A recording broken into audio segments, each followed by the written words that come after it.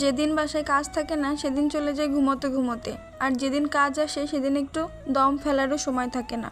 তো আজকেও ঘটেছে তেমন। সকাল সকাল শাশুড়িমা বাজারে যেয়ে এই যে অনেকগুলো মাছ কিনে আনছে।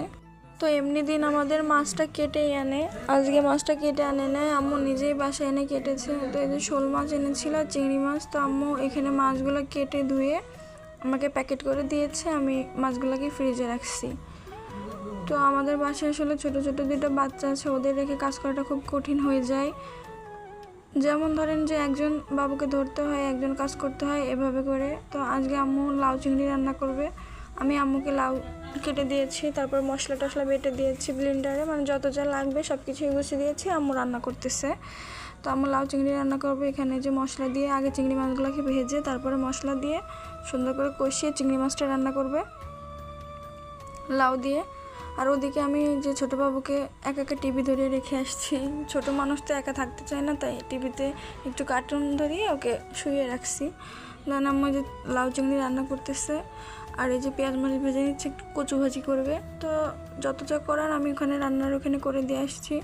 দেন এসে যে আমি একটা ক্লিন করে নিব। আসলে আজকে অনেকগুলো পেঁয়াজ আনা হয়েছে, 50 কেজির মতো পেঁয়াজ আনছে এখানে। তো আমি র্যাকগুলোতে রাখবো, কারণ 50 কেজি পেঁয়াজ যেহেতু অনেক দিন ধরে খাইতে হবে, এটাকে এভাবে বস্তায় রাখলে পচে যাবে, বেশি দিন রাখা যাবে না। তো একটু খোলামেলাভাবে রাখতে হবে।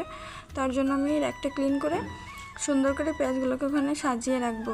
তো অবশ্য আমার এই দুইটা তাকে ধরে নাই, আমার ঝুড়িতেও রাখা লাগছিল কিছুটা পেঁয়াজ। তারপর আরেকটা ছোটো র্যাক আছে, সেখানেও রেখেছি কিছু, আর একটু খাওয়ার জন্য আলাদা করে রেখে দিয়েছি এখনকার মতো। তো এই যে পেঁয়াজগুলোকে আমি সুন্দর সুন্দর করে একটা একটা করে বেছে নিচ্ছিলাম। যে উপরের পাতলা যে খোসাটা আছে ওটা ছাড়িয়ে একদম ফ্রেশ করে রাখছিলাম, যাতে দেখতেও সুন্দর লাগে আর অনেক দিন ভালো থাকে। তো পেঁয়াজগুলোকে গুছিয়ে টুছিয়ে রাখছিলাম।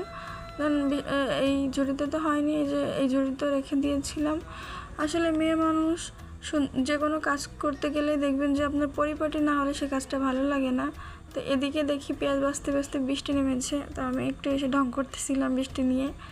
এদিকে আমার শাশুড়ি আম্মুর রান্না বাড়া শেষ হয়ে গেছে।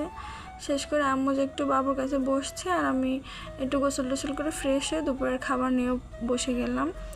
দুপুরের খাওয়াটা শেষ করে ভাবলাম একটু শুয়ে পড়বো। তো আমার ভিডিওটা কেমন লাগলো অবশ্যই